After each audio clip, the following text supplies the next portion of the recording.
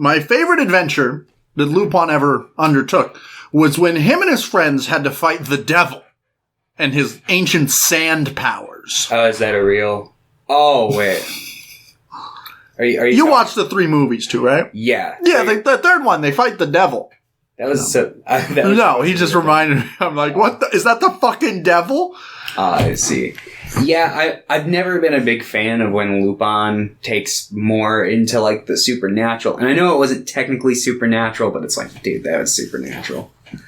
I'm not opposed to it, I guess. Like, it's a case-by-case basis. Like, I know you're not as big a fan, but the first Lupin movie, Mystery of Momo, I really enjoy. I don't even remember if I've seen that one. Oh, okay. You have it rated on Letterboxd. So it must have been one of the ones that I watched. I think it's one of the early ones you watched, though. Yeah, so you might like it more now that you like more. I've seen a decent handful of Lupin, but a lot of it, it's like, if it's not great, it doesn't really stick. And it's one of those franchises. It's fair. For me, Momo sticks, but I think that's more of like a supernatural one. It also ties into these movies a little bit. Oh, really? Yeah, we'll talk about that later today. But anyway, hey everybody, welcome back to Screen Weens, episode 144. I believe so, maybe. 144. We're going to be talking about Lupin III, the woman called Fujiko Mine, and the 3 OVA movies that are like a continuation of the spin-off series. Kind of. They were made to be in the same universe. Mm-hmm. Which is the Lupin the Third universe, but the third it's the 3 in Roman numerals and then an RD. Which is really dumb. Yeah, I saw that and I was like, oof. I'm like, why would they do that to me? But yeah, so we watched the 13 episodes, and then we watched those 3 movies. Thomas, did you do anything else this week? Yeah, on mine and my roommate's One Piece watch, we finally got through Eni's Lobby and the Post-Water 7 arc. Classic arc. Next time we watch more One Piece, we're going to be setting sail straight into Thriller Bark. Let's go. Yeah, it's going to be a lot of fun. Did you read 1052? I did. I read every... And they did. I don't know. Maybe I got my wires crossed, but they are taking a break. Yes. Taking a month off. Yes. Which now this seems like, okay, this seems like a good. Mm-hmm. And I just want to know the new prices. The new prices? Yeah, the new prices on there. I'm like, come on, guys. Yeah. I'm very excited to see how this arc wraps up. It's been a very divisive arc in the fan base. A lot of people did not like it. Yeah. And I can see why, just looking back on it and seeing where we're at currently. I don't know if Oda's planning on wrapping up certain threads that are still kind of loose.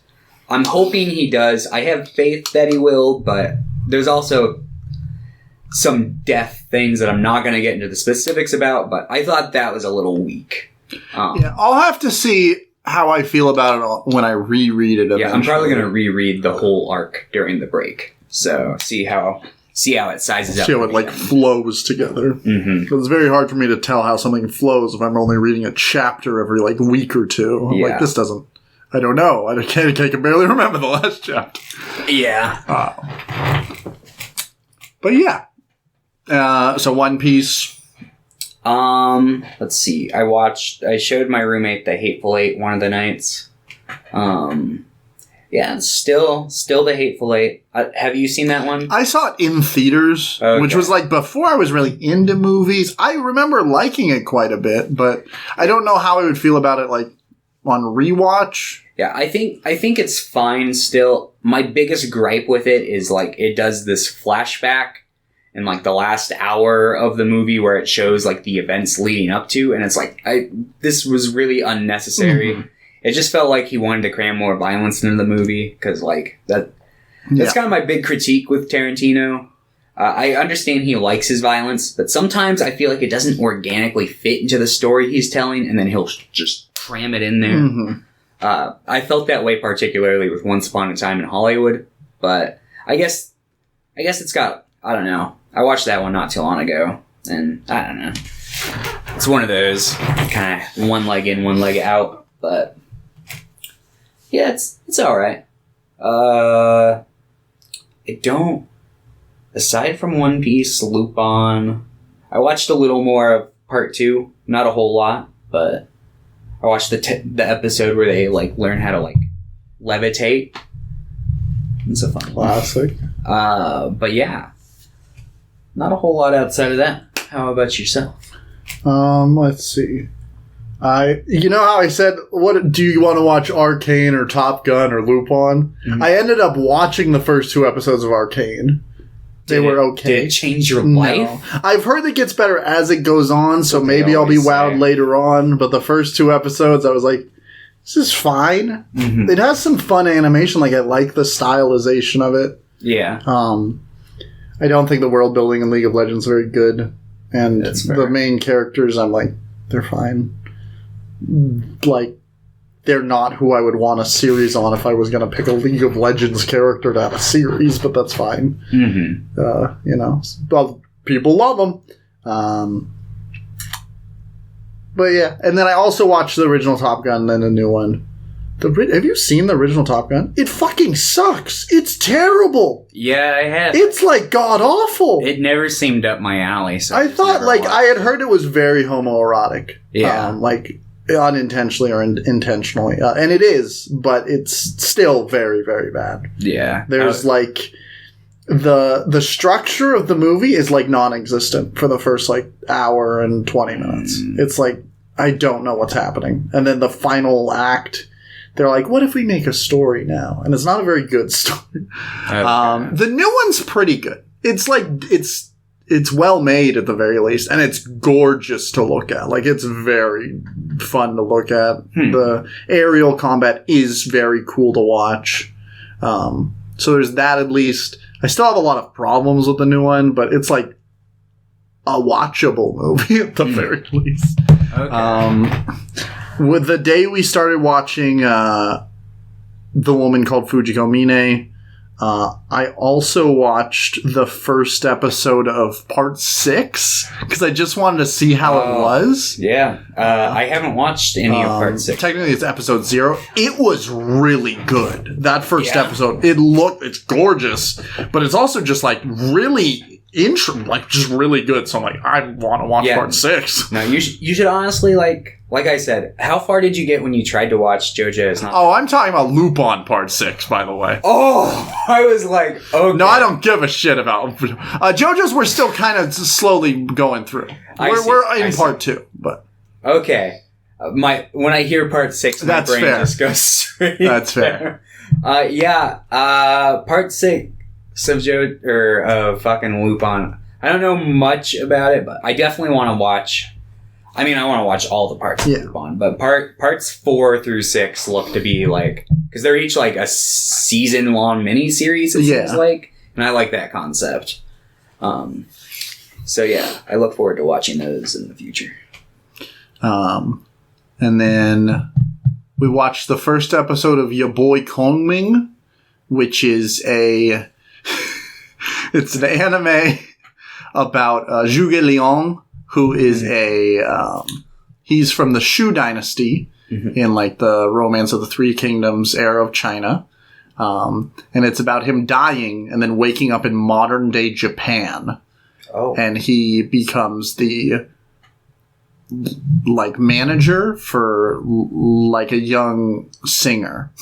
Oh, okay. It's very stupid. It was kind of fun though. That does remind me. I watched the first episode of Demon Slayer. I've seen the first 2. I thought it was okay. Yeah, I thought it was pretty generic. Yeah. I'll probably... Like, it looked kind of fun. I might just check out the scope of the first season and see. But, yeah, nothing really impressed me about that first episode. Yeah. The animation was kind of nice, but that was about all I really... Johnny Young Bosch voices someone in the dub, and I think he shows up in like episode 2, and I was like, oh. I see. But, yeah. And then I totally forgot I had even watched this, even though I watched it like 2 days ago. I watched the new Jurassic World. Oh, yeah. Holy fuck, it's bad. That doesn't surprise me. It's so bad. Everyone, like, around me, I hear people talking about it, and they're like, I'm so excited for the new Jurassic World. I'm like, I didn't even watch the last one that they made. Then the very end of the last one at least introduces something that's, like, kind of interesting, and then they don't fucking do anything with it. Yeah. It's so funny, too, because they bring back all the legacy characters in this one. And they have so much more charisma and, like, personality than, like, Chris Pratt and Bryce Dallas Howard have together. Oh, yeah. And I like Bryce Dallas Howard. She's just a piece of wood in these, though. Like, all of them are. But the legacy characters, they're like, woo, we're having fun, we're doing stuff. But it's just like, but their storyline, and it's fucking atrocious. I'm like, cool. Yeah, that was bad. Like, the legacy characters probably saved it from being like a 1 out of 10 for me, but it was pretty rough. Yeah, I think in the future, I'll probably just, if I ever get the hankering, I'll probably just watch the first movie. Yeah, I think that's maybe I haven't rewatched the second and the third one. I remember liking the second and third, like, as a kid. I remember as a kid having the general impression. I think my order when I was a kid was I liked the first one the best. I thought the third one was pretty entertaining. And I remember I watched the second one a lot because that was the one I had on VHS. Mm-hmm. And it had like a cool like holographic T-Rex on the front. But I remember always as a kid I was kind of bored by that one. But maybe as an adult I would like it more. But as it stands, I don't remember any of them but the first one being a good movie. Yeah. I watched, and I think the first Jurassic World is okay. Yeah, I remember liking it when I went and saw it in the theaters for the first time, because I went and saw it again, and I was like, yeah, that was actually not bad. But then, like, a couple years later, I rewatched it, I'm like, yeah, this isn't as good as I remember. I feel like the thing I'm most annoyed at by the new movies is they don't do anything with the character of Blue, which is the raptor. Yeah. Because there's some interesting, like, stuff in the first movie, and then there's, like, nothing in the second. The third one, they just leave her behind. They're like, you stay here, we'll go on this adventure. I'm like, that's fucking stupid. I wanted to see Chris Pratt ride that fucking raptor with a chainsaw. Right. And I'm like, if the guy who made Bahubali and RRR made Jurassic World Dominion, it would have been the best fucking movie ever made. There should honestly just be an Indian remake of Jurassic World. I'd be surprised if there actually wasn't an Indian Jurassic Park movie at some point. Because wasn't there like a trend where there was like Indian Terminator and stuff like that, like Bollywood? Probably. I might be misremembering that, but I think I remember seeing like advertisements for it as a kid. Yeah, so that was rough.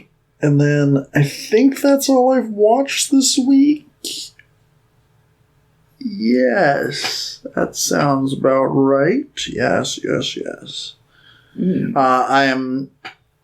I read like a big chunk of the second Witcher book 2 days ago, and I read a little bit more yesterday. I'm probably going to be done with it by the end of this week. Joe, I think, is not going to be joining us for that episode. I'm guessing he will not be finishing it. Yeah. So, you just go ahead and read. Oh, I will. Yeah. And when you're done, we'll record. Yeah. I'll try to be done by the end of the month. Cool. I still haven't tracked down my copies, but I will find them. Okay. That's good. But yeah. Yeah. I read the first issue of the new Poison Ivy series that's coming out. Oh. It's by the G. Willow Wilson, I think her name is. She is the person who wrote the Miss Marvel series that introduced like Kamala Khan. Mm-hmm. And this new Poison Ivy series, I feel like is going to be really good. This first issue, I really, really enjoyed. But in general, I've been really, really digging DC's writing lately. The last couple Marvel things I've read, I've been like, this fucking sucks. At least, like, first issues. Like, there's some trades that have been coming out that I've been reading. I'm like, this is good. And I like the Star Wars stuff so far still. Mm-hmm. At least, like, High Republic. I don't really want to dive into regular Star Wars right now because there's, like, 6 ongoing series, while High Republic had 1 and a couple spin-offs. Mm-hmm. I'm like, that's fine. Let's go with that. And you know what? Actually, I like the Moon Knight stuff that I've been reading. Moon Knight and She-Hulk. I'm lying. She-Hulk's good too. Okay. Well, good. But DC, I really, really liked the Blue and Gold series that they just finished. The Mr. Miracle was really good. Monkey Prince has been really fun. And then Poison Ivy looks to be really good. So, yeah. All right.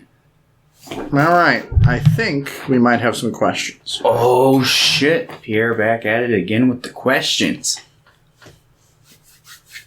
Questions from Hinatea. Oh, shit. Okay. What are your favorite sports movies? Mine is definitely Blades of Glory. I like the first Rocky. Let me think. I'm not a big sports movie guy. Air Bud? No. Yeah? Air Bud? MVP. Which one? Most valuable primate or the sequel most vertical primate where he's the snowboarder? Probably Valuable. That's the one that I remember watching as a kid. Let's see. Sports movies. He got games not bad. I like Rudy. I think Rudy's a good movie. Does the Karate Kid count? If it does, I'll count the Karate Kid. Happy Gilmore is a classic. Happy Gilmore is probably my Cool favorite Runnings. movie. Cool Runnings. Yeah, that's a good one. I also, at least the last time I watched it, I really liked Eddie the Eagle. I don't know if you've seen that one, but it's by Dexter Fletcher, and it has Hugh Jackman and Taron Egerton, and they do the ski jumping. It's a fun movie. Dodgeball.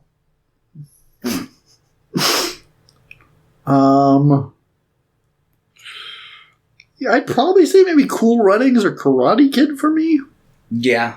I haven't seen Rocky. I feel like I'd probably really like Rocky or Creed. I just, Yeah, we'll get around to those one day. Is your favorite sports movie basketball? I mean, that's a stretch to call it a sports movie. It's mostly just people on a court insulting each other. Isn't that what sports are? True. Yes. Is your favorite sports movie The Blind Side? Oh, yeah, The Blind Side. That's such a good movie. I forgot about that one. Real Steel? Now that's a movie. So, Space Jam. I don't like Space Jam. No, neither do I. I actually did really enjoy King Richard as well. That's the new one about Venus and Serena's dad. Oh, yeah, I haven't seen that one yet. He won an Oscar for that. I know. I remember. That's the only thing you have to remember about that part. Yeah. He won the Oscar. He won the Oscar. And never will again. I'll let him win the Oscar. Yes. Yeah. All right. Second question. What is your favorite color of tree? Like the leaves or like the wood? Or? I don't know. Well, I'm assuming I'll just go with the lazy answer and assume she means leaves. In which case, like fall, like the dying leaves where they're all red and yellow. I like when they're pink leaves. Those are nice too. Those are very nice too. Okay. Question 3. What is your favorite shirt? Please wear it to the next episode. Okay. I'll probably do that if I remember to. I don't know what my favorite shirt is. Probably I like my tie-dye Alice in Wonderland shirt. I wear that one quite a bit though. And then she said, finally, what do you think of this? And she sent a link to this website called We Are Anime Collectors, and it's a statue of Ace, and he is naked. Can I see? Yeah. There is, it doesn't show his cock, but there are multiple cock attachments, and one of them has flames surrounding it. Well, that sounds pretty cool. You want to scroll through there? Oh my god. She... Is that the Bleach? Yeah, there's an Ichigo figure on that site, too. He's not naked, though, because he's a child, but it's a good figure. I like it. Okay, we're gonna get this for Thomas. You don't have to go that far. It's only $310. Oh my god! I mean, that's not it's a 1/6 scale. That's about the fact that it's while he's like chained up and impaled down. It's like funny to me. Yeah. Thanks for the questions, Hinatea, and thanks for sending us pornography. Yeah. All right. Lupin the Third. Speaking of pornography, yeah, this series. I was like, there was one day that I was off, and I'm like, I should go to the gym, and I can just watch this like while I'm there. I'm like, wait a minute, never mind. Yeah, there's going to be a lot of boobs on my screen. Yeah. Yeah. So before we just dive into like, I guess we can give like a brief log line. This is like a darker Lupin series. This is a darker Lupin that like. You can take it as it's like a prequel to how they meet, like in continuity. Like it kind of works that way, and it kind of works in like the darker sense of like part 1 of Lupin, but it's even darker than that. Oh, like yeah, much. When I was watching this, I was like, no wonder they lied about their origins in episode 0. Like, just what were your general, before we like get into the thick of it, what would you say your general thoughts on this were? I'm just curious. I think this one's really interesting. I think I enjoyed this quite a bit. Hinatea definitely had some issues with like the objectification of Fujiko. I think that like intent of these things does matter, and I do think like this was written by a woman, this was directed by a woman. I do think like it feels more like reclamation of sexuality, but at the same time using that is still like going into like male fantasies, and at what point is it worth it? But for me, I thought it was a really interesting take on the character. Fujiko is someone that's supposed to be mysterious, and giving her like a bit of backstory but not really, is interesting. And I think that, like, I think that maybe this would have worked better if, like, Jigen and Goemon maybe weren't even in it, and only, like, Lupin was introduced. Because I think the more centric episodes where, like, Jigen and Goemon are in it, like the second and the third episode, I think while they're decent episodes, I just think they kind of clash with the overall kind of plotting. Yeah, I think. But I think as it goes onward, I think like the last like 5 or 6 episodes are really good and really consistent, in my opinion. Yeah. I think this one was just a little too dark for my Lupin preference. I didn't mind the idea of like going into a darker series, but I think the point where I came to that conclusion was when it was like the world of Fujiko, and it like shows like her like the like weird being sexually assaulted by weird. Oh yeah. Where it's like just they're literally like getting into like genital mutilation, and I was just like, all right, yeah. And there were breadcrumbs leading to that where I was like, I don't know, like there are certain things that felt like super out of character for the characters, and I was willing to accept that because it's like obviously a new canon kind of. A lot of the characters in this are just kind of evil. Like I really don't like what they did with Zenigata's character in particular. Goemon, while I didn't hate it, like the idea of him like kind of like both. I think everything but the infatuation with Fujiko is good. Yes. Yeah, exactly. That was the part that struck me as odd. Jigen's I found very realistic. I could see him kind of like getting seduced by her once, and then the rest of the series being like, ugh, that damn woman. Like, that was Jigen. I was just kind of annoyed because it was Chris Sabat and the dog. And then they had Jigen's Richard Epcar voicing, which I don't necessarily like disagree with if they're going. I'm like, I guess he could do it, but it's like, why didn't you just most of Zenigata stuff I really didn't like. I think there's a couple things in the last like 2 or 3 episodes that I really enjoyed. Like a couple lines from him, but overall, I wasn't really a fan of what they did with him. I didn't like the new character, Oscar. I thought there were some things involving Oscar and ideas that were represented by him that I thought were interesting for the plot overall, but as a character, I thought he was just kind of annoying. Yeah. I really didn't like, I don't know. Like, I think I didn't care for the objectification of Fujiko either.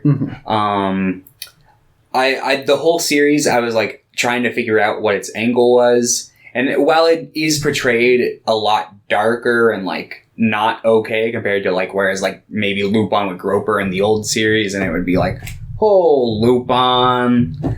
It was kind of more of a like an ugly thing here, which I respect that it at least gave it that tone, but like, there's a little too much of it. And I feel like I think that like she becomes more conserved in the way like she dresses and stuff throughout the series, which I think is like goes a little against what the show's kind of going for. Because I feel like the show's kind of going for this reclamation of your, like, sexuality and your body. Yeah. And, like, the sexualization that people use towards you. And I think you kind of get to that at the very end when she, like, kind of spreads her wings again. But there's some, like, weird stepping stones to that I don't necessarily disagree, or that I don't necessarily agree with in its, like, structure of it. Yeah. But I think I liked the earlier episodes more than I liked the back half. Because to me, I found the whole plot with the owls and the memory implants, I found all that to be like really convoluted and just like not a very good plot to me. Like it didn't captivate me. I thought it was too dark. So I just really wasn't enjoying myself. But whereas like the earlier episodes kind of felt like Lupin, just in a slightly darker world, and I liked that. I think my favorite episode was probably the Laughing Peacock episode, which is the one where Lupin and Jigen both are like basically like tomb raiding for this crimson peacock, and probably just because it felt like the most standard Lupin to me. So I liked that a lot.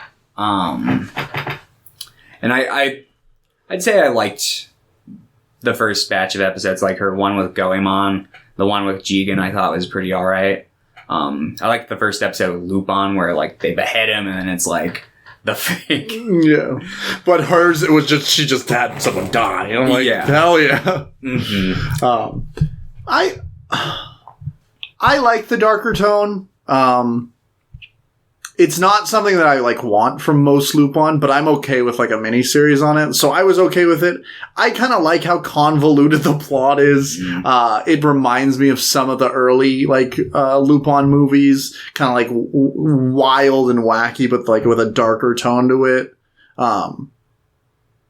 So I'm okay with it, but I get it. Like, it doesn't feel like it's needed, but at the same time, I don't feel like I should be the one to say, oh, this kind of story isn't needed. Like, that's not. Oh, no. Which it just wasn't my preferred Lupin. That's fair. But I will say, I really like the stylization of the show. I do. The art style I like quite a bit. Yeah, I was kind of disappointed when we got to the movies and it was a different art style again. I thought it was going to keep that same. Yeah. But it is the director of Redline, so it was gorgeous to look at in its own way. I do like the movie's art style as well. I was just like the first 5 minutes, like, aw. Also, do you know if there are any plans for a fourth one? I believe they're done. Which we will. It seemed kind of open. Yeah, we'll talk about that when we get to it. But like, yeah, I think the art style is really great. I don't necessarily like the facial structure of Lupin himself in this one. That's fair. I don't like the way his head looks, but other than that, I think it's like gorgeous to look at. Yeah. And the opening was weird, but it grew on me. I like the like weird spoken poetry stuff. Yeah. And I love the outro too. Yeah. And that instrumental track for the opening that then plays in like the final episode, I think is an incredible track. I think it's really good, and it is haunting, and I think it fits really well. And overall, I think the soundtrack, like the other stuff in it, is really good. So, like, I have issues with some of the story and some of the plot threads, but overall, like, some of the presentation-wise, I think it's gorgeous and really, really fun to look at. Yeah.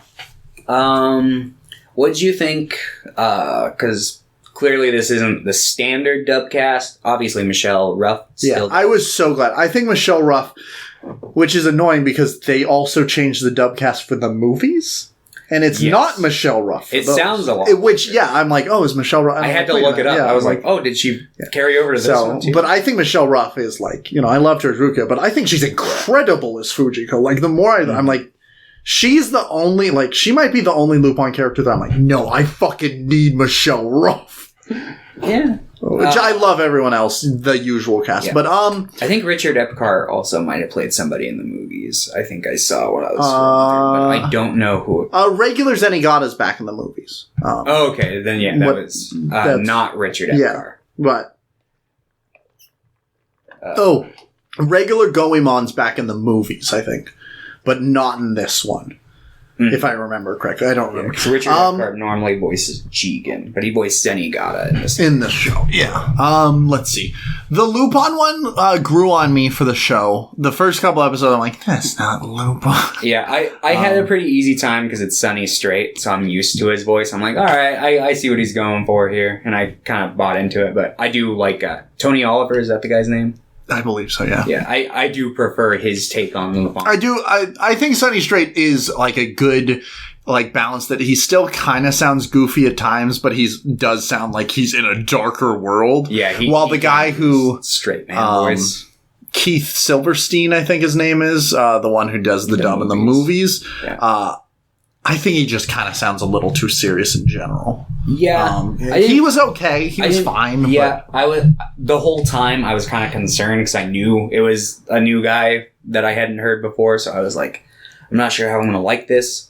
And I thought he sounded like Tony Oliver if he was like playing it more grounded. So I was like, okay, that's not too bad. I was able to acclimate to it pretty decently, but yeah, I definitely see your point there. And I did watch a couple of the episodes, like I rewatched some scenes just subbed, and I watched a couple parts subbed because I do like watching subs as well. So yeah, but they are also good. But I just think, in general, I think dub casts for Lupin are really good, and I also wanted to see how the dub was for a more serious role, like for a more serious Lupin, and I think it works really well. Yeah, but yeah, overall, I think the dub is pretty good. I kind of wish we had like the regular Lupin cast just to see how they would have done with a more serious role. Because Michelle Ruff does great. Yeah, I'm sure they probably could have done very well. Yeah.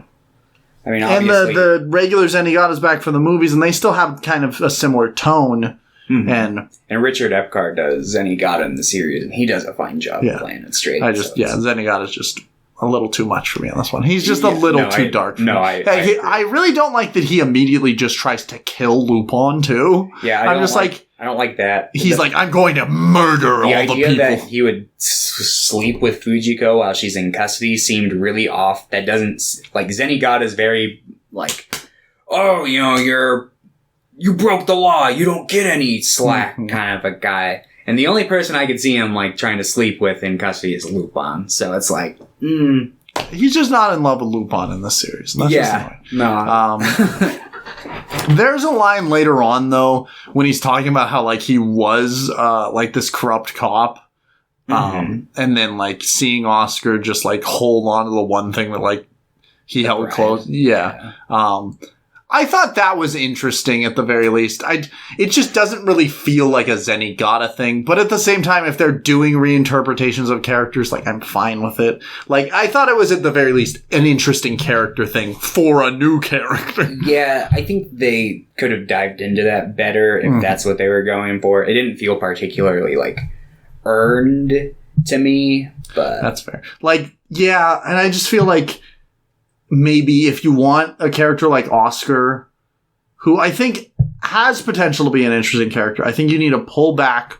Like, you don't have Goemon, you don't have Jigen in the series, you focus it on Zenigata and Oscar, and you focus it on Lupin and Fujiko. Like, I think this could have worked better, but because they still wanted Jigen and Goemon, I think there were too many puzzle pieces that they were trying to fit together. Mm-hmm. Yeah, because, like, I mean, at the end of the day, their arcs were pointless, because, like, when you're watching part 1 of the finale, it seems like all the pieces are finally coming into place, and just then get into a fight. They get high and fight each other. Which is like a fun... there are some fun parts to that. Oh, yeah. And they're, like... But it doesn't really serve much. In fact, it just serves to stall those two characters so the other two can just do shit. And it's like, yeah.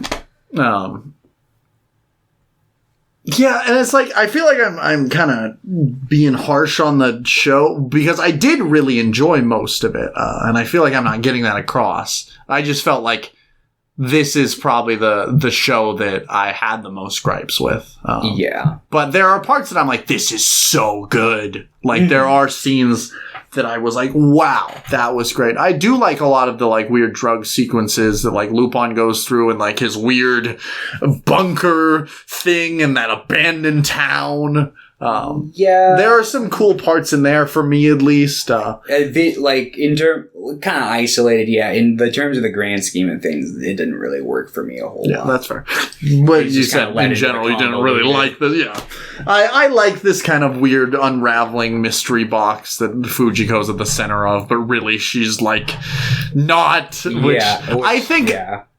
I think people can be pissed at that, but I think that kind of fits with her character. That, nope, at the end of the day, you still don't know much about her past. You still know about Fujiko, and I feel like this series does serve as a good example of, like, showing who a character is without showing a character's past by showing a false past. Yeah. No, definitely. Yeah, I think, like, I like the ending. I like the last couple episodes, but I do have issues with the structure of it. I do think it could have been restructured better. I think that removing some characters and focusing more on the others. I think this could have been, like, the magnum opus of Lupin, like, well, maybe not magnum opus, but, like, wow, that was so much fucking coolness and darkness and fun. Yeah, no, a new kind of, like, groundbreaking, fresh take on Lupin that... Yeah. No, I see what you're saying. And I do like the characterization of Fujiko in this. And I don't mind most of the, like, nudity and stuff. And there are times where it feels gratuitous, which that's probably the point. But, like, most people that want to watch boob women, they're not going to get the point. Yeah. So it's like, who are you trying to tell this to? Because, like, I get it. And I like this. I like what you're going for. And cool, yes, Fujiko's hot. I agree. But,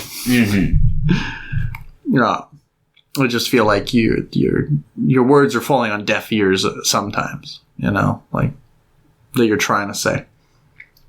Yeah. No, I definitely know what you mean.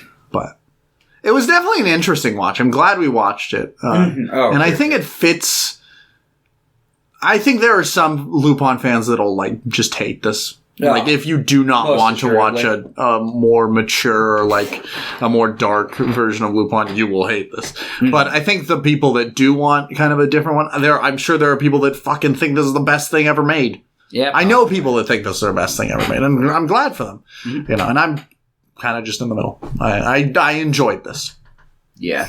I'd say overall I did enjoy it. I'm glad I watched it.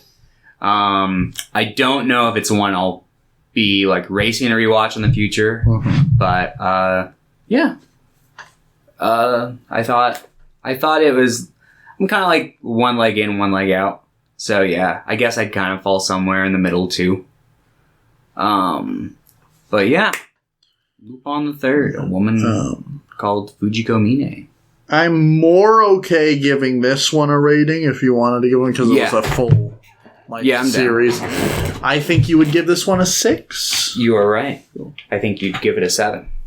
I think I'm sitting with you at a 6. I think I'm probably a higher 6. It's like almost a 7 for me, but I think I'm sitting at a 6. Okay. It was between those two for me, but I think 6 I'm good with. All right, let's talk about the first of the films. So I think this one came out the show came out I think in 2013. Sound right? And then Jigen's Gravestone, the first of the like movie continuations kind of thing, came out in 2014. And this one focuses on a hitman that's hired to kill Jigen. And these are all like less than an hour. The show is 2012. 2012. So 2 years later this came out. Yeah, I think this one is fun enough. I like it. I actually have more of an issue with the one scene with Fujiko in this than I do in the whole fucking show. This one was gross. Like, this one was actively gross. Very unnecessary. She's covered in goo. She's naked. She's screaming. And there's a robot with a cock drill. Yeah. And it's just really uncomfy. There's, like, no need for it. Yeah. It's just... And it doesn't feel like it's saying anything. No. And it's also now directed by a man, so I can't even be like, this is probably just going over my head. I'm like, nah, it's just kind of probably a man being kind of gross. Yep. That, like, actively detracted from my enjoyment of this one. Yeah, I think it might have even knocked, like, a number down for me. Outside of that, I thought this was pretty good. It's a little too short to get anything of like real substance from it, but I think the style's pretty good. I like this antagonist, and I like Jigen and him kind of going back at it overall. Yeah, I'd say they're fighting Frankenstein with a sniper rifle. Yeah, I like all the stuff with like Jigen and Lupin and the assassin. I thought the way that they like kind of built it up, his trick was a little too predictable for me. Like I realized what was happening pretty quickly. Literally, the first time he shows up, I'm like, he's probably using the cameras in the city after they just said this is the most secure city in the world. Yeah, and there's a lot of like shots where like you'll see the camera footage he's seen, so it's like I'm like, what? Like. Yeah, it's like, you didn't need to go that far. It's like... Yeah, and even before I thought it was cameras, I was like, if somebody was probably watching the cameras and just talking to him. I didn't realize that, like, he just has a camera in his eye that he's... Oh, yeah, no, I assumed that, too. I was like, that's a very Lupin kind of thing. I did like Lupin just doing it to him later. He's like, I have the same thing, and he just, like, pulls it off his eye. Yeah, and it's like... I'm like, I don't like that. But... Yeah, I like that. I felt the pacing of this one was a little off in the second half in particular. And I think maybe it's because they like made this as a 2-part OVA originally, like it was released as 2 separate episodes. Well, that was the case with I don't know if it happened in Fujiko's Live, but that was also the case in Jigen's Goemon's Blood Spray. Yeah, but this one I think just maybe it's the first one they were doing. They just fucked up. I don't know. They weren't quite sure, but yeah. I like this one a fair amount, aside from the Fujiko plotline. I'd say that and the pacing were like the 2 biggest hang-ups for me. But like the opening I think is fun. Them just leaving these diplomats tied to the side of the road. And they're like, we're diplomats then. Yeah. That was fun. I like the scene where Lupin's just like staring at the case and he doesn't know what the fucking code is, and Jigen just comes in and shoots it open. Yeah. He's like, I didn't get to put in the code yet. I like the shoot-off sequences. I like the battle between the light gun and the heavy gun. Yeah. And how it Lupin's like, couldn't you just make it like lighter? And he's like, I want to do that. That's not my style, bro. I like that scene. I like the trickery of Hinateo thought Jigen actually died. And I'm like, of course he didn't die. I could honestly, this would be the series that they would do it in, though, like this like spin-off universe, like. But even then, I'm like, they're not gonna kill Jigen. No. I feel like they would be more willing to kill Goemon because Goemon is a character that isn't like always there. Like he shows up but Jigen's like literally in every part all the time. He's like Lupin's best friend. He's literally Lupin's best friend. Yes. Yeah. No, it would have been weird. I think I've got an issue with them not in both this and the next one. They just like they get to the position where they're like not gonna kill the bad guy. I was watching these with my roommate Matt, and when he like just shot his arm and was like, "Yeah, it's good." I'm like, dude, he's just gonna get like a robot arm or something. And then he did. He does. But I think it's. I don't mind it as much in this one. It's not like a big thing, but I'd be like... And I think it was pretty brutal. And I like the line he says. He's like, I took everything that made him a gunman. He's no more. Something like that. I'm like, that's pretty brutal. Yeah. And it looked pretty fucking sick. I'm like, oh, God. Because it looked like, oh, there's a hole in his arm. And then it went zoomed in later on from the side. And I was like, oh, God. Yeah, no, he took a magnum hit. Like, it was fucking... Yeah. But yeah, I like this one a fair amount. Yeah, I think the style change, it took me a couple minutes to get through. I think the voice cast shifting again took me a couple minutes to get through. I wasn't super hot on Jigen's new actor. Yeah, I think that is the one that kind of caused me the most weird looks. I'm like, what? Why does he sound like that? Yeah, I got kind of more used to it as it went along, but it still wasn't I just like Jigen to have like kind of a gruffer voice, like, mm-hmm. And this one I'm like, he kind of sounds like a farmer. Yeah, no, he definitely does. Yeah, this one's not too bad. Yeah, I still enjoyed this one, but man, that scene just took me fucking out of it. I'm like, what the fuck am I watching? Yeah, the Fujiko stuff is weird, for sure. And it feels really gross if you want this. If it was just another Lupin movie, I might even be a little more I guess not as fazed by it. But if it's gonna be in the same universe where it's talking about this reclamation of sexuality and stuff, and the whole series is supposed to be on this, and you immediately just do this really gross objectification, it just feels really disrespectful. I honestly didn't even aside from the fact that they're both just kind of darker interpretations of Lupin, I kind of consider them just two separate. Well, that's what I do, but these were literally supposed to be continuations in the same universe. Yeah, I can kind of see that, I guess. But and I guess the tone is pretty similar for the most part. Yeah. I do think this is a little closer to the tone of regular Lupin. Yeah, it doesn't get quite, aside from the Fujiko scene, it doesn't get quite as dark. It's just that it's more bloody, and you'll see the characters drinking and doing more explicit stuff like that. But yeah, I like this one a fair amount. Let's see. I'm trying to think if there's. Yeah, no.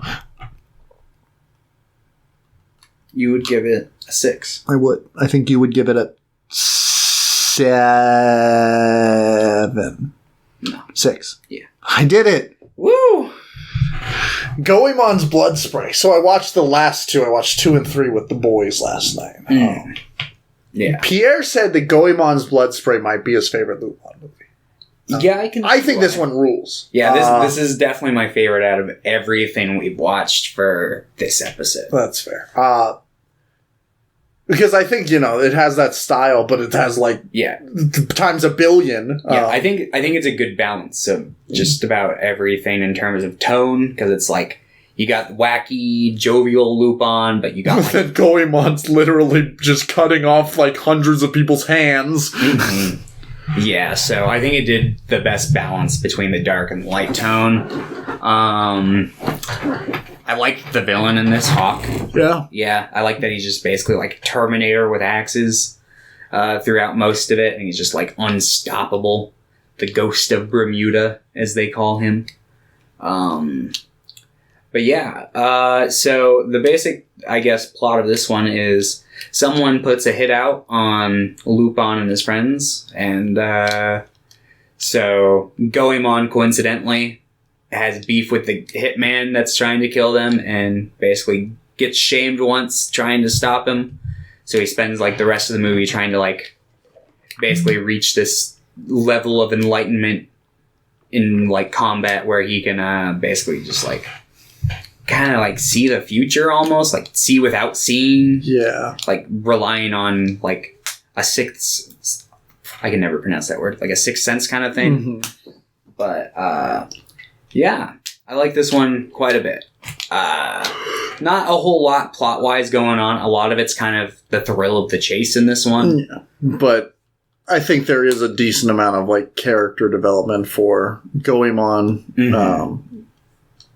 And yeah, I think Hawk is pretty interesting, like antagonist. He's fun to watch. But yeah, Goemon just like training and getting destroyed is pretty fun to watch. Yeah, there's like this whole like kind of training arc where he's basically just like he goes and sits on a rock and a giant shark like bites him. Yeah, and he, like gets hit by a log. That log, I'm like, that's a big log, dude. Yeah, just sits there and because he can't pull his sword out, and so he just keeps getting hit by stuff instead of cutting it. And yeah, I don't know if I wasn't paying that close of attention. I know when he first fought Hawk, he wasn't using his standard sword because it had a hilt that he kept like chomping into with the axe. Yeah, but he took that was technically his like regular sword. It's just this is like how he made that sword. He took the blade and he made his own hilt with it. I think that's what he did in this movie.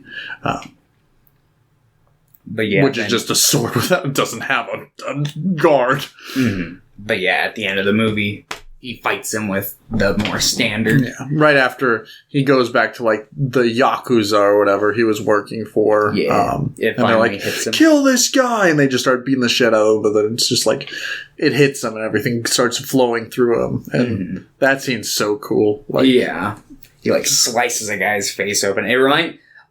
A lot of the animation in this reminds me of like the sequence from like Kill Bill.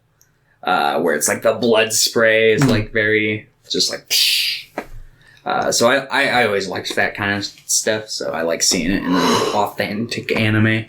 But yeah, I really don't have a whole lot to say on this one, but I did really like it. Yeah, I think the like final like kind of fight with Hawk is really intense and good. Getting sliced like he like gets like, half of his arm just like sliced through. Yeah, like a butcher and like one of those like meat slicing machines. Yeah, and you just see like exposed bone, and I was just like, "What the fuck?" Yeah. And then he like cuts off Hawk's like arm, and there's a lot of really cool sequences in this movie. Like, yes, it's like I think both this one and the previous one there's a lot of like style over substance, which I was expecting from the guy who made Redline, which is like style over substance, the movie. And I think that movie looks fantastic, and I think this one looks fantastic. Yeah. But the style's so fucking good in this one, especially like I think it's a decent step up from the last one too. Oh yeah. And I just think that the plot's a little more interesting because like Jigen in the first one, he's like a fun character to watch, but he's just like, no, I'm gonna just shoot him again.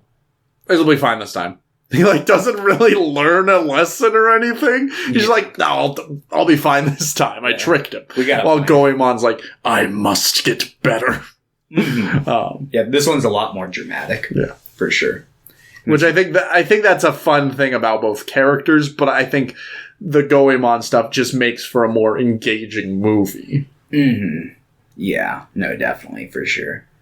And the lead up to like him like regaining his like strength, and like the water dripping and it like cutting between him and the water and that water spout thing. I just think that build up's really good, and I think there's a lot of fun transitions in this movie too.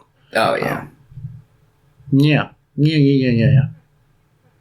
So overall, I think this is very good. I really like this one. Yeah, I don't know if I'd say it's like my favorite Lupin that I've seen. It's definitely not my favorite, but it's up there. Yeah, I really enjoyed this one. I love Lupin though. Yeah. Like even as I'm saying, like some of these wasn't too hot on. I still like. Oh, there's at least moments where. Yeah, I'm still like having fun. I'm still like, yeah, my week was good. I watched Lupin all week. Right. Yeah, Lupin's a good time. Even like, I think the lowest I've rated a Lupin movie that I've watched is like a 5 out of 10. Even that one, I'm just like, I watched the Lupin movie. Yeah. And this one I was like, I'm watching a Lupin movie. Yeah, this one was hype. For sure. And it's only 50 minutes, so. Yeah, and it doesn't really feel like. This one, actually, I feel like the last one I could have used a little more time around some aspects. This one, I'm like, no, this is good. I felt this one, even though the story was more interesting and engaging to me, I also felt like it was a good length. I don't think I needed it. I think the last one could have worked time-wise had they cut out that Fujiko plot and just, like, dedicated more to the Lupin. That's fair. Jigen plot. Mm-hmm. But in this one, there's not really any annoying little side plots. The only thing that I was like, there's the part where Fujiko's just like moaning loudly. I'm like, uh-oh. But then she's literally just fucking with Jigen. Yeah. Like she's getting massaged by Lupin. Jigen's like, what are you doing? And she's like, am I making you horny? Yeah. And Lupin's like, they're all just I was hoping to, do something that we both would enjoy. Like that's like, this is fun. This is using her sexuality in like a fun, like, way that's kind of laughing at everyone in this situation. She smokes weed in this badly because in her bomb the water is like halfway up the fucking like action. It's like way too high. So that's just the way they do it in anime. Yeah, definitely. That's how you smoke weed if you're a thief. You got to get the air up to you faster. So if the water's right there, there's only a little bit of air. Oh, yeah, for sure. the smoke travel up in the bubbles. Yeah. But yeah. Anything else you want to add to this one? I like the scene where Zenigata goes to arrest Hawk, and Hawk, like, gets down on the ground, and Zenigata's just like, oh. Okay, yeah. He's like, was not, because, his whole life, he just... Everyone around him just runs away. Honestly, yeah, there's one tiny grip. I was suspecting, because he just kind of shuts down like a machine, like running out of battery at one point. I was expecting that to be a Chekhov's gun kind of thing where it was going to pop up again. No, he was just actually tired. I thought that was kind of funny. Yeah, it's not something I'm too mad at, but it's one of those little things where it's like, But yeah. And then the breakout from the prison scene. Like, just fucking brutal. He just flattens the guy with the door. Yeah. Me and Pierre and Joe just all look at each other. We're just like, oh. Yeah. And then just murders all the police on his way out. Yeah. Because this movie's like significantly more brutal than the last one. Yeah, it's like they're going up against like Doomsday or something. Like, just a relentless killing machine. Yeah. Although he does make, if you're not in his way, he'll be like, okay, get out of my way and I won't kill you. And if you listen to him, he's probably true to his word. Yeah. Because he gives that proposition to Zenigata where he's like, leave me alone or I'll turn you into fertilizer. That's his big catchphrase. He likes turning people into fertilizer. Let's make a movie about Hawk that he just kills people. There we go. But yeah. I think that you would give this one... I would. I think you're sitting at maybe like a high 7. Yeah. I know Thomas so well. Yeah. I enjoyed it. It's a 7. I enjoyed it. 3. Yeah. I'm not above doing that. I will. This reminds me of Blood Shack. Usually, if I like something, Blood Shack or the Trooper. Yeah. Usually, if I like something that I think is bad, I'll give it a 4. That's my like bad but good rating. All right, everybody, let's pull up some things that Thomas has given a 4. Not everything I've given a 4. Everything he's given a 4, he likes. I don't even. There's probably like not a lot of full moon movies that are 4s, but there's probably a few I've got that are 4s. Oh. All right, let's talk about Fujiko's Lie. So this one Fujiko is working with this, like, science man who works... I don't know what he was. He's like a cash counter for, like, a big corporation. Oh, he's just a nerd. My bad. He had glasses on. You're right. Yeah, but he... Basically, his son's got a weak heart, so he funneled, like, enough money for the surgery. Yeah, he embezzled, like, $500 million or some shit. So, for the surgery and the life on the run after. But... Oh no, this guy is like a cog in a machine where there's this like organization facility that's like creating super assassins, and this is the thread that kind of ties all three of these movies together. I thought it was kind of unnecessary. It felt kind of like slapped on there, but it made enough sense. It's not one of those things where I'm like, it's unnecessary, but it definitely had me raising an eyebrow. Like, was this planned from the very beginning, or is this just something that they had decided to do now? But yeah, so Hawk and the Frankenstein sniper from the first movie, David Lynch. I forgot to mention that guy looked like David Lynch with an eye patch. But, that guy, Yale something. I don't remember. Yale Hawk, and this one was Burkham? Yeah, Burkham something like that. Who was like a weird mummy man that shot he magic sand at people to hypnotize them, and he had really weird long hands and teeth. But so basically Fujiko Binkum. Yeah, so basically Fujiko takes his son, who has all the information for like a safety deposit box that the money is sitting in, and the whole time they're trying to just get this information out of him. Both the villains and Fujiko and like Lupin and Jigen. So all of them are trying to get this information out of him. And yeah, the whole time he doesn't really trust her because he's like, "You're just using your feminine charms on everybody, like you did my father. I don't trust you. You're not my mom."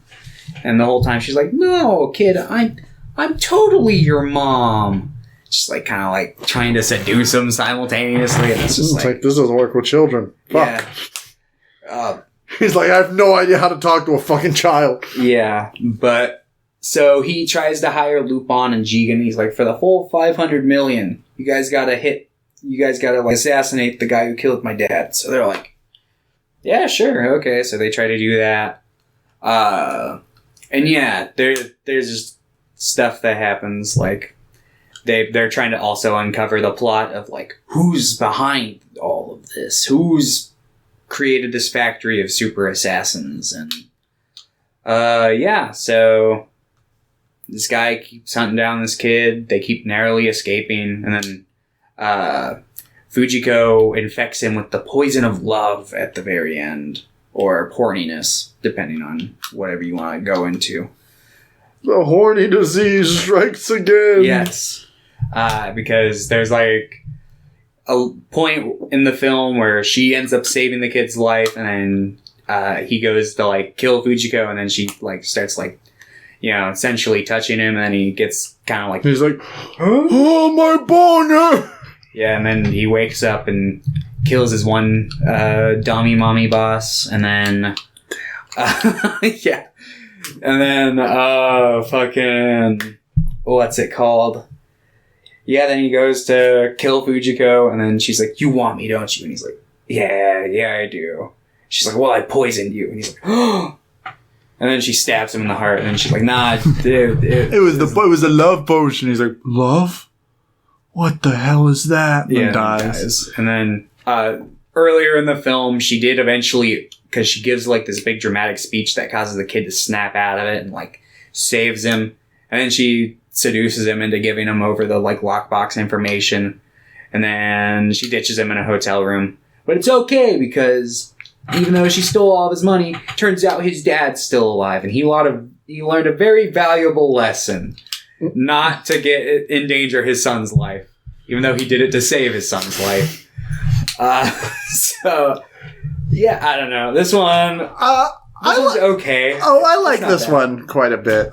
Maybe it's just because I do like Fujiko, and I like her kind of lying to herself. It's like, but really, I'm the good guy here because I made him. And it's like, no, you fucking didn't. You just stole all his money.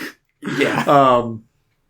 And I actually really like Binkum's stuff that happens at the end, like him dying of this love. He seems like maybe the most sympathetic of these like three villains because he seems like he had the least choice in it. Yeah, it seems like the other two were people before this, but it seems like he might have just been like bred to be this weird demon super soldier thing. Yeah. So this like nuts. He eats nuts, yeah. He's got like a holster belt with nuts on it that he eats. Classic. And there's one point where he's like, I need more nuts. And she's like, you've got enough right there. And he's like, no, I need more. So I really liked him. Like Hawk might be more fun to like watch fights with, like this weird super soldier. But Binkum, I think, is an interesting character. And I like the Fujiko stuff. And I really like, I think I just really like the ending of this one.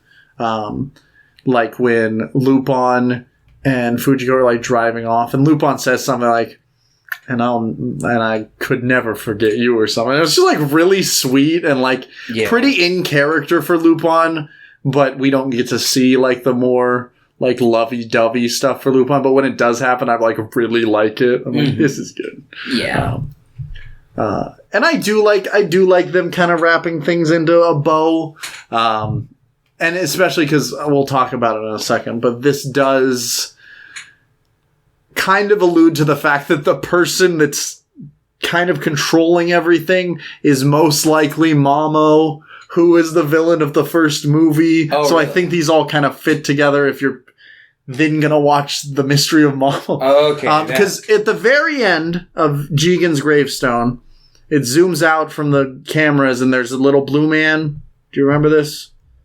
Like, it's the very end. The little blue man, he's looking at the cameras. Was it like an after credit scene? Maybe. Because I didn't realize there were after credit scene, and then I coincidentally just so happened to leave it running for the third one. I was like, wait, were there after... I looked at my room, I was like, were there after credit scenes? I don't think there was one for Goemon. Okay. There might have been. But it was either at the very end... like while the credits start or something like that, or after credits. I don't remember. Oh yeah, but it shows Mamo, and I'm like, is that fucking Mamo? I think what these movies are meant to imply is like, because he like runs everything in that movie. Okay. So I think that's what it kind of alludes to. I could see them doing kind of like a remake of that movie in this universe if they do a newer one. Yeah. I would like to either see that. Well, actually, what I would like to see is I would like to see a fourth movie that centers around Zenigata. Because we got one for all the other ones. And then the fifth one more centered around Lupin and the crew together fighting Mamo. And it kind of serves as kind of like a weird loose remake of the first. Because it's been... You know what? Here's what we do. If we have it, because that was, I think, 78. Because I think that came out and Cagliostro came out the same year. The year after. Okay, you're right, loser. So if we just keep it, here's what we do: Zenigata movie next year, Lupin movie, 2025. And in 2028, for the 50th anniversary of the Mamo movie, that's when you do the remake of it. I see. That'd be cool. I'd be down. I mean, I'd be down for pretty much anything. I think what they should do is they should make more Lupin movies. Yeah. And Lupin shows. Yeah. I still cannot believe they have not done Scooby-Doo meets Lupin. Yeah. No, that they would work very well together. Has there been any announcement for any more like of the Lupin the First like kind of style movies? Because I'm kind of surprised. I don't think so. And it was like Success. People really liked it and it made money. So they should at least do like a trilogy of those. But yeah, Lupin the Third. But I really like this one.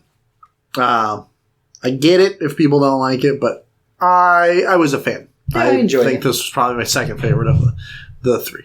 I would probably say it was my least favorite of the three, mainly because I didn't like the little kid. And like I said, I've always kind of teetered on the supernatural Lupin stuff. It's a case-by-case basis. I didn't think it was too bad here, but it was definitely a little eyebrow-raising for me. But, yeah, I liked it. I think you'd give this one a 6 again. Yeah. Cool. I think that you would give it a 7. I would. Lupin. Okay. Are we rolling? I don't think we should. You don't think we should? No. This is a good look for me. Okay. We won't roll. Okay.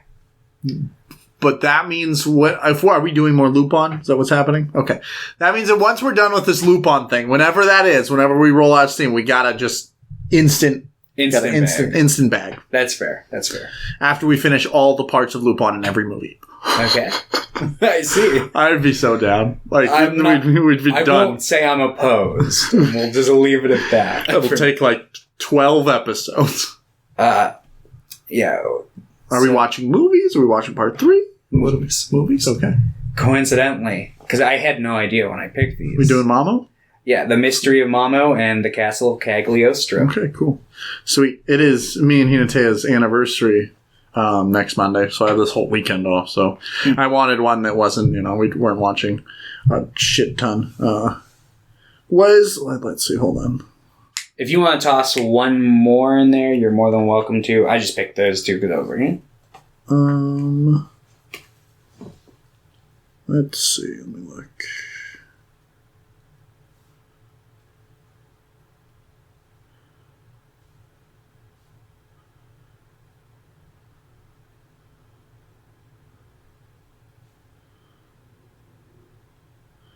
Because those were the first 2 movies, and then they didn't make another movie until Legend of the Gold Babylon. And I've seen the first, 4 there.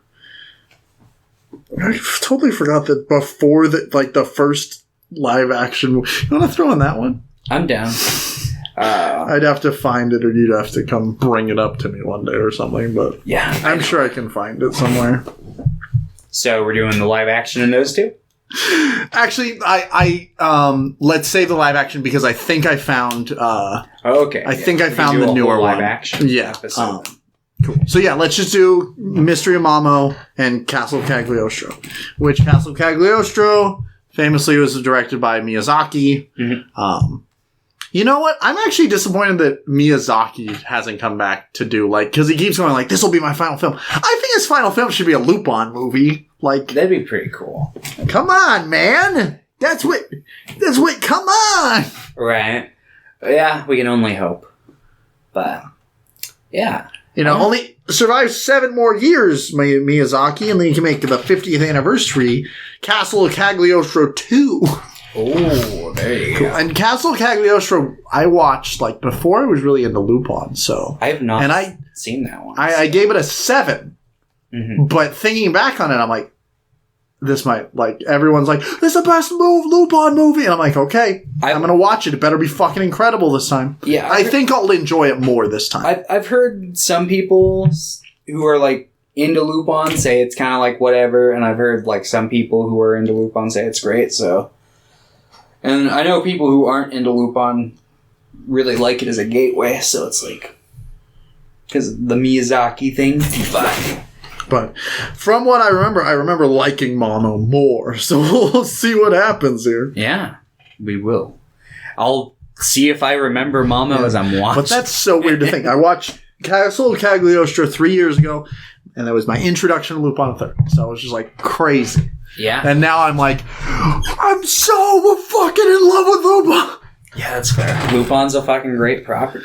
Severely underrated over here. Yeah. He seems to be picking up steam since Discotheque. We picked up a, we have a little $30 statue of Lupin, and it's cool. I'm probably going to get it. He's just leaning back and stuff and standing there. But What jacket? It's green jacket. Nice.